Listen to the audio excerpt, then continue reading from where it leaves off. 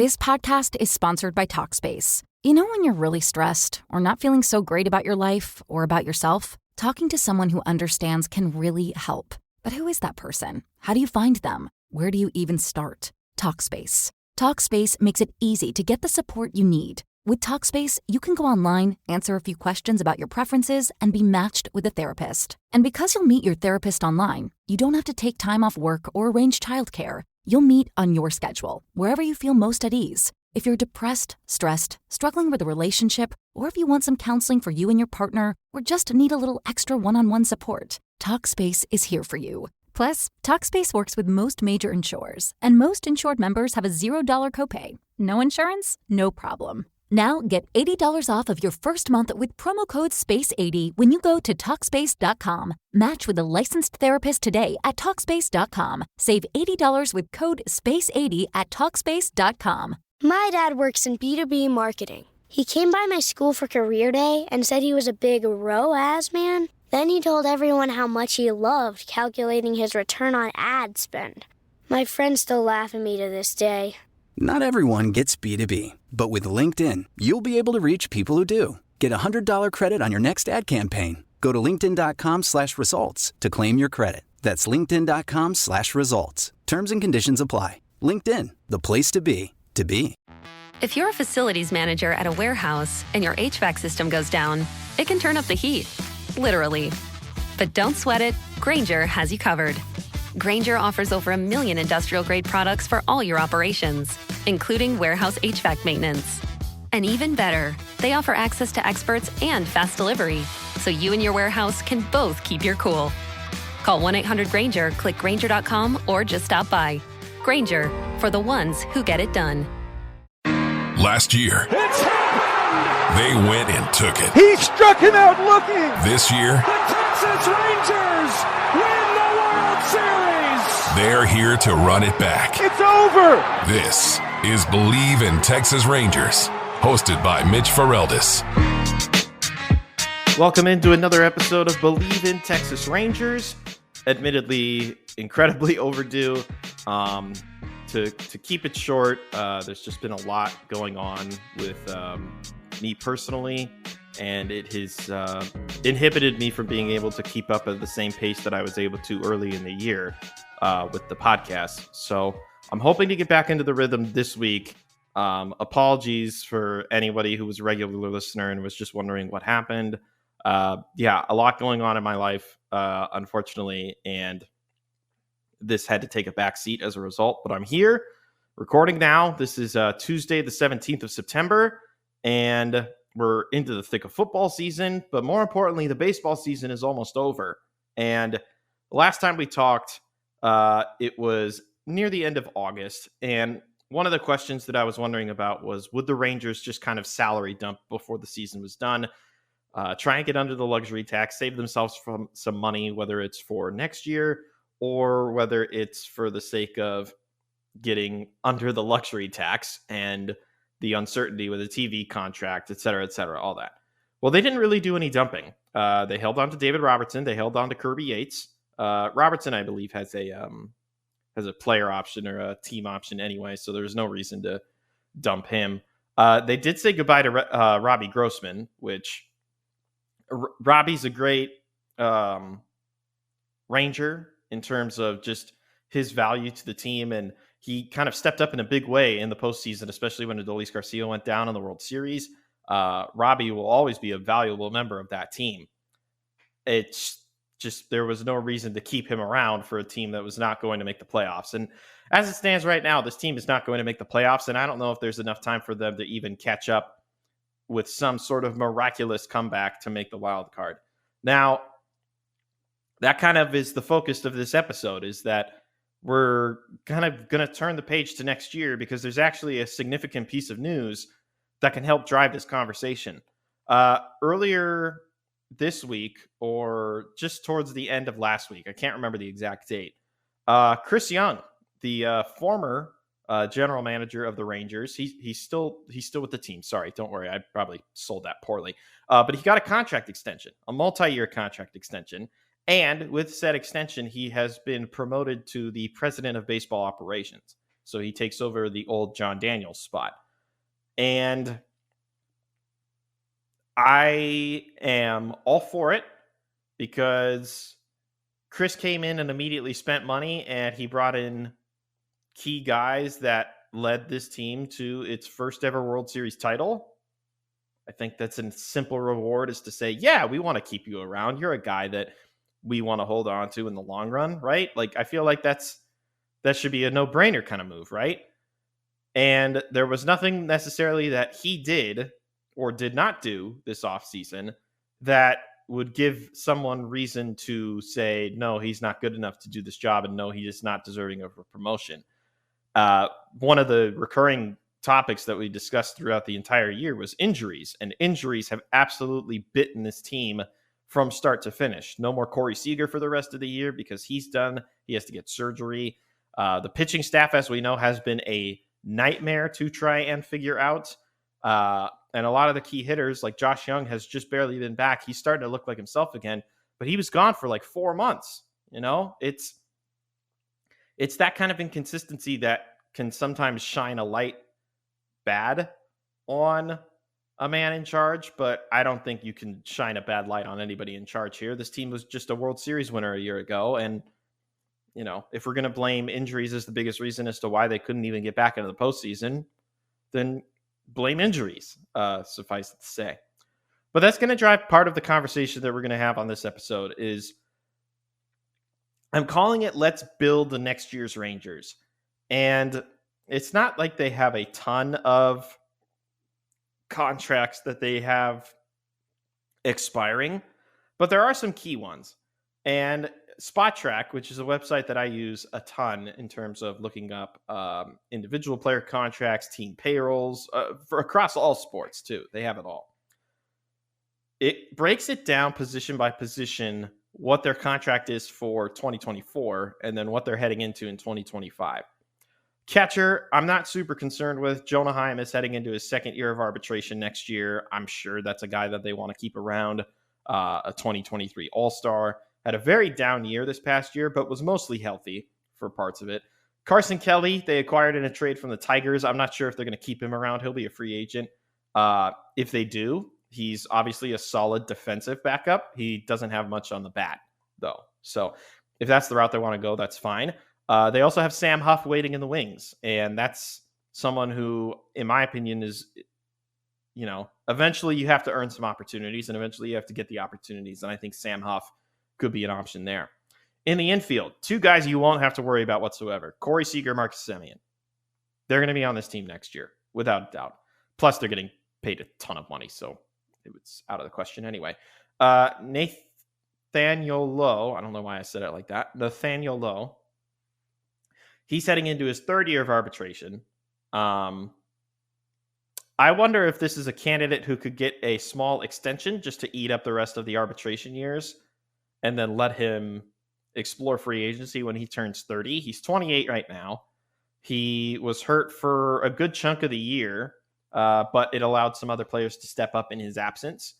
And I wonder if his role has kind of diminished a bit as a result. He had that really good streak of play right after he came back from the injured list, but he hasn't been able to keep it consistent throughout the whole year.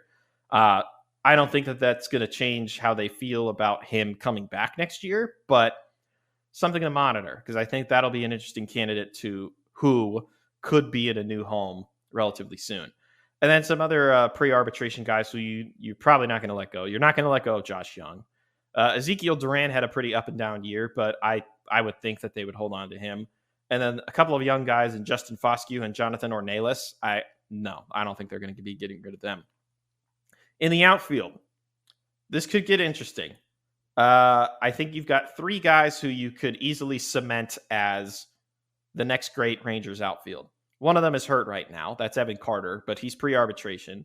And you've kind of got him on the same timeline as Wyatt Langford, and I think those two are a package deal. And then you got another year of Adolis Garcia. I believe he's got one more year left, and he's going to be due $9.25 million next year.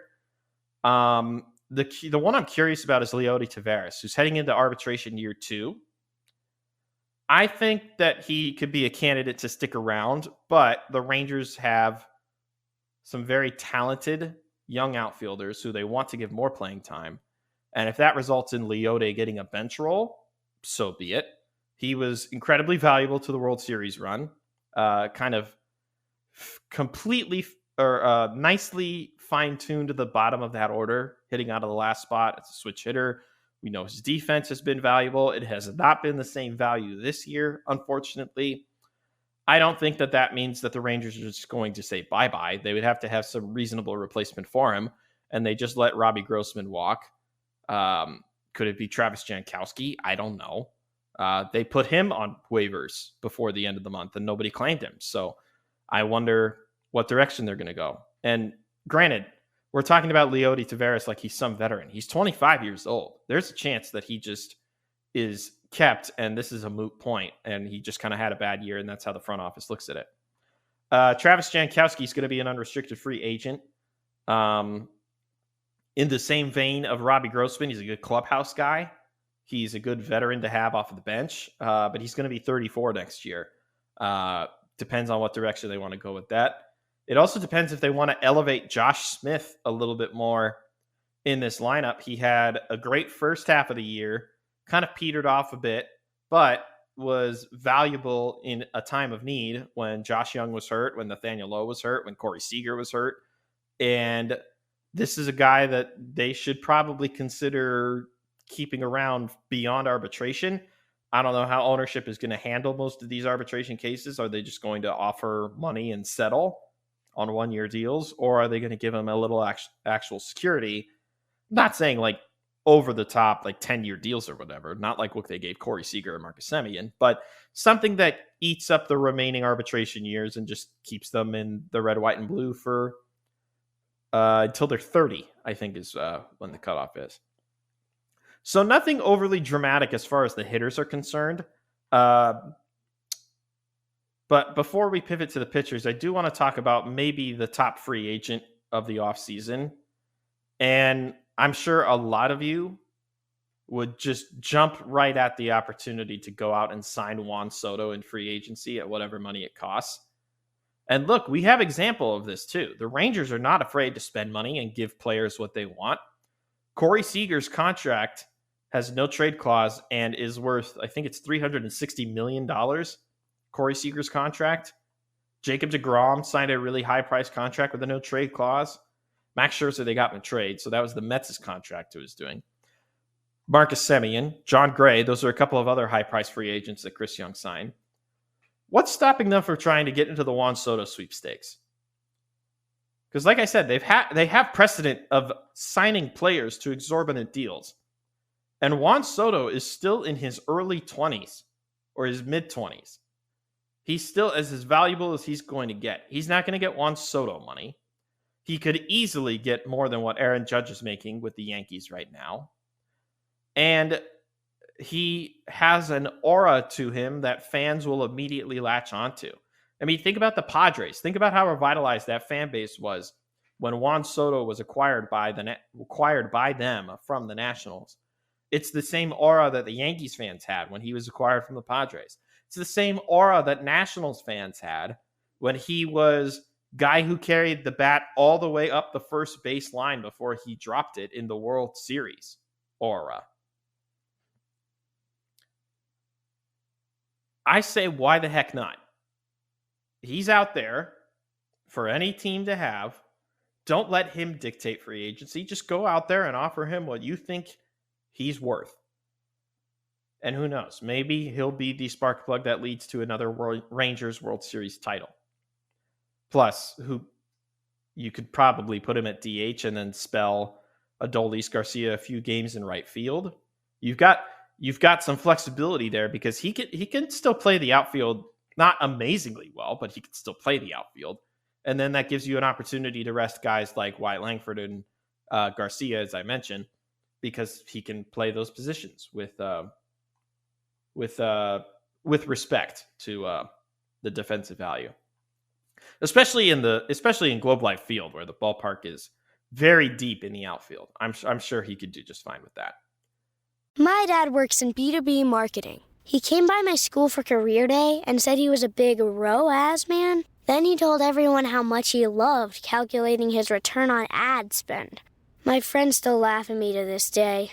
Not everyone gets B2B, but with LinkedIn, you'll be able to reach people who do. Get a $100 credit on your next ad campaign. Go to linkedin.com/results to claim your credit. That's linkedin.com/results. Terms and conditions apply. LinkedIn, the place to be, to be. If you're a facilities manager at a warehouse and your HVAC system goes down, it can turn up the heat, literally. But don't sweat it, Grainger has you covered. Grainger offers over 1 million industrial-grade products for all your operations, including warehouse HVAC maintenance. And even better, they offer access to experts and fast delivery, so you and your warehouse can both keep your cool. Call 1-800-GRAINGER, click Grainger.com, or just stop by.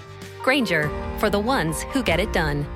This podcast is sponsored by Talkspace. You know when you're really stressed or not feeling so great about your life or about yourself? Talking to someone who understands can really help. But who is that person? How do you find them? Where do you even start? Talkspace. Talkspace makes it easy to get the support you need. With Talkspace, you can go online, answer a few questions about your preferences, and be matched with a therapist. And because you'll meet your therapist online, you don't have to take time off work or arrange childcare. You'll meet on your schedule, wherever you feel most at ease. If you're depressed, stressed, struggling with a relationship, or if you want some counseling for you and your partner, or just need a little extra one-on-one support, Talkspace is here for you. Plus, Talkspace works with most major insurers, and most insured members have a $0 copay. No insurance? No problem. Now get $80 off of your first month with promo code SPACE80 when you go to Talkspace.com. Match with a licensed therapist today at Talkspace.com. Save $80 with code SPACE80 at Talkspace.com. All right, let's transition to pitchers because there are some key ones that the Rangers will need to make decisions on sooner rather than later. So the two that are not going to be back for certain in terms of their contract status next year, Andrew Heaney is going to be an unrestricted free agent, and Max Scherzer is going to be an unrestricted free agent. Max Scherzer is heading into his age 40 season, which, you know, if that's the sign that to you that is, I don't want to sign this guy for another year, fine, let it be the age. Or you could let it be the injury history where he didn't really get to pitch for much of all this year. Had to leave the World Series early due to the back injury, I believe it was. And then that led to the nerve injury. And then it was just a cycle of he's here, but now he's gone. But he's here, and now he's gone. But he's here, and now he's gone. I'm not saying that should be the reason to turn away a future Hall of Famer.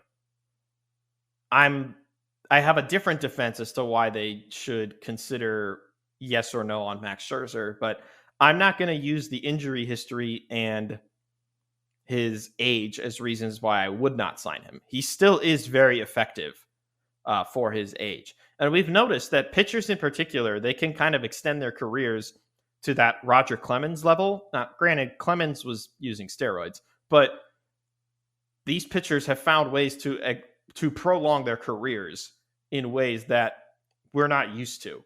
Like it's when Clemens and Randy Johnson did it, it was unthinkable. Now it's a little more common because you have Verlander, you have Scherzer, and then eventually, I don't know how much longer Clayton Kershaw is going to go, but he's getting up there in age. There are guys in this league who have found ways to prolong their careers and earn the monetary value that they think they still have. But that's not why I'm saying I don't think Max Scherzer should be at the top of their priority list to re-sign this offseason. And same to Andrew Heaney, even though he's a left-handed pitcher. Here's who they do have on the books for next year. Jacob deGrom, another $40 million. Now that he's back and he's debuted, maybe that'll bode well and actually he'll be a part of the rotation on day one next year. Nathan Eovaldi has a vested option for $20 million that he earned pitching this year, so he'll be back. John Gray has $13 million coming up for the last year of his contract that he signed. And then you have Tyler Mahle, the second year of his contract, but he's going to be getting way more next year, 16.5. So from your pitchers, 40 for Jacob, 20 for Nate. John is going to be getting another 13, and then Tyler Mahle is getting a 16.5. That's a lot of money for four dudes. And I haven't even mentioned the two guys that I would more so want priority in this rotation. Jack Leiter and Kumar Rocker. the Vandy boys. Maybe starting pitching isn't for Jack. He had a relief outing the other night and he pitched exceptionally well. I think he was following Jacob deGrom that night, or Kumar. I can't remember who in particular. Kumar himself had an excellent start against the Mariners. I think there's a way that this rotation, could be built with deGrom and Eovaldi at the top and Rocker and Leiter at the bottom. And then in the middle, you just have to figure out whether it's going to be John Gray or Tyler Mahle, both of who have worked out of the bullpen before. You've got Jack Leiter's one long relief bullpen game, easily his best outing of his major league career, because all the other outings have not been great, and we've touched on that in previous episodes. But this is a real opportunity to elevate these young guys in a way that they've never been elevated before. And I know it's only one game, but I think this is the direction that the Rangers should consider when it comes to their rotation in particular. Start with deGrom and Eovaldi and close it out with Jack Leiter and Kumar Rocker. I think that rotation will bode well for them next season because you have a combination of veteran experience and playoff experience from the top two. And then you've got these young guys who provide velocity and great off-speed options off of their speed, like their fastballs. And then they've got the off-speed moving pitch that plays off of it. And they're young. Both of them are 24 years old. There's no reason for them to continue toiling in the minors if you've got them in the majors right now. Like, it was the same discussions that we had about Wyatt Langford when he made the team out of spring training. He was playing so well. There's no reason for him to be toiling away in the minor leagues. I get it. He's young and just out of college, but we're noticing a trend where a lot of these guys that are drafted are more ready for the big leagues than we think, right? It's almost become a football or basketball comparison where some of these guys, they don't need the minor leagues to get themselves ready for the big leagues. They're just ready now. And Kumar Rocker and Jack Leiter, to an extent, they're ready for the big leagues now. So they should be part of next year's rotation, or at least part of the pitching staff as a whole. And that's when we get to the bullpen. The bullpen's going to be very interesting. You got Jose Leclerc is going to be a free agent. Kirby Yates is going to be a free agent. Jose Urena is going to be a free agent. Andrew Chafin has a club option that's worth $6.5 million, so that's one to consider. Josh Sborz is heading into arbitration. Cody Bradford, Jacob Latz, and Grant Anderson, as well as Cole Winn, are pre-arbitration candidates. And then you have other guys that have had a cup of coffee in the big leagues this year: Gerson, Garabito, Walter Pennington, and Matt Festa. You'll have David Robertson next year for $7 million, but it's a mutual option, so that's one that the two clubs will have to agree on. And then, as I said, Andrew Chafin's a club option. So there's a chance we could see an entirely different bullpen next year. Maybe it's led by Cody Bradford, and he becomes one of your trusted lefties out of the pen. Maybe it's led by Cole Winn, who got a few opportunities in the big leagues, throws really hard as a top prospect in the system. Maybe he's someone who gets opportunities next year, and they make him a big featured piece of the bullpen.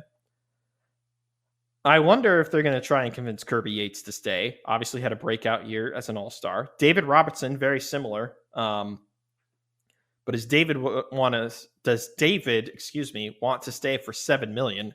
He's going to be 40 next year. Kirby Yates is going to be 38. I think there's reasonable belief to convince yourself that they will stick around for next year, but anything is possible. So it could be an entirely new bullpen next year, or a mostly new bullpen next year. Whereas last year, they kind of just rode the hot hand, brought in some of the same guys that they used on the bullpen run. They had to replace Aroldis Chapman, but the rest of the bullpen was relatively the same. And there's a chance they could do that again. Now, there's one more pitcher that could throw a wrinkle into this whole thing. And it was tucked neatly at the bottom of Kennedy Landry's story about the news of Chris Young getting extended as GM. Quote, by the time the contract was announced, Young was no longer in Seattle to discuss it. He had already flown to Japan to scout 22-year-old phenom right-hander Roki Sasaki. And that was a name that we brought up several episodes ago, like towards the beginning of the year. he's going to get posted. And for those of you unfamiliar with who Roki Sasaki is, he was part of the 2023 Japanese team in the World Baseball Classic. I believe he was only 20 or 19 at the time. The kid's phenomenal. He has a chance to be maybe even better than Yoshinobu Yamamoto, maybe even better than Shohei Ohtani as a pitcher is concerned. If Roki Sasaki is in the cards for the Rangers and they're going to spend all the money to go and get him, I wonder then what happens to Jack Leiter and Kumar Rocker. Because I don't think you'd be paying the money you are for Roki Sasaki for him to be a bullpen arm. You're paying Roki Sasaki to be a part of your starting rotation. And as we mentioned, 4 guys are already coming back next year on hefty deals. Actually, I have to double check Mahle because I think, no, that's a locked in contract. Yeah. Mahle getting $16.5 million next year. Tyler Mahle. John Gray getting 13. Nathan Eovaldi getting 20, a vested option. And then Jacob deGrom getting $40 million next year. There's only so much money for this team to spend, especially the way that they handled this past offseason, coming off of a World Series win, but with the uncertainty of the television contract, and they spent little to nothing, and they did so at the very last minute if they did at all, getting Michael Lorenzen, Kirby Yates, and David Robertson. This offseason, I think, needs to be handled differently. And we already talked about the big prize ticket fish, big prize fish, big ticket fish, whatever, combination of words. You know what I meant. Juan Soto is the hitter. Roki Sasaki is the pitcher that a lot of teams are going to be hunting for. And if you don't believe that Kumar Rocker or Jack Leiter are ready to take the next step, then Roki Sasaki is the option that you need to go after. Because there's going to be teams that are going to drive up his price. I imagine the Dodgers want to be front runners in that race, having already 2 of the better Japanese starters. The Cubs could come into play with Shota Imanaga and Seiya Suzuki as a couple of playing cards. Or does another team that we're not even considering that could be spending an exorbitant amount of money go after Roki Sasaki and convince him to play for them? Why not it be the Rangers? Why not be the team that nobody necessarily expects? I mean, they're scouting him, but why don't you be the team that goes out and gets the phenomenal generational young right-hander and have him a part of your team for the next, let's say 5 years. Let's say the contract is, or let's say 10 years if you're really that bought into the idea of having him on your team. It'll be interesting to see how that market plays out, but I think those are the 2 biggest tickets to try and cash in this offseason. One being Juan Soto and the other being Roki Sasaki.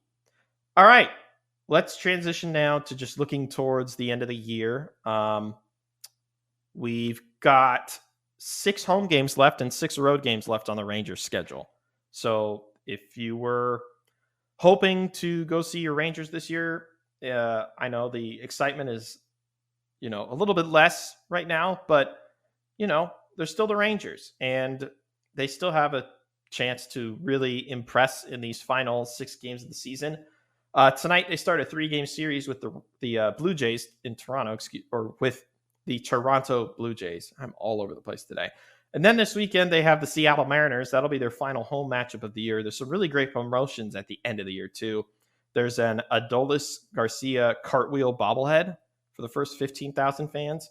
And then they're also doing a Mystery World Series ring for 29,000 fans, and they're going to be distributed at random. It could be either Corey Seager, Marcus Semien, Adolis Garcia, or Nathan Eovaldi. It could be any of those. And then they have 6 road games, so they'll have the Monday, the 23rd off, and then 6 road games to close out the year, where they will visit the Coliseum for one last time. That'll be the last time that we see the Oakland A's play in the Oakland Coliseum. And then the Los Angeles Angels, they'll close out their series in Anaheim, will the Rangers, for the final weekend of the year. So my goal from here on out is to, at minimum, try and get a podcast out at the end of the homestand. And then I'm hoping to maybe talk to somebody from Oakland to see if we could get some perspective on what is going to be the end of such a historic ballpark and just the mood of the fan base and all that. Just get the perspective on that. But that's going to do it for this episode of Believe in Texas Rangers. If you like what you're listening to, you like what you heard, be sure to rate 5 stars. Tell your friends about Believe in Texas Rangers. Again, apologies for the massive gap. Just a lot going on in my life that has forced this to take a back seat. But I'm here, I'm back, and I'm ready to finish out this season strong and then look ahead to the offseason. So until next time, Believe in Texas Rangers.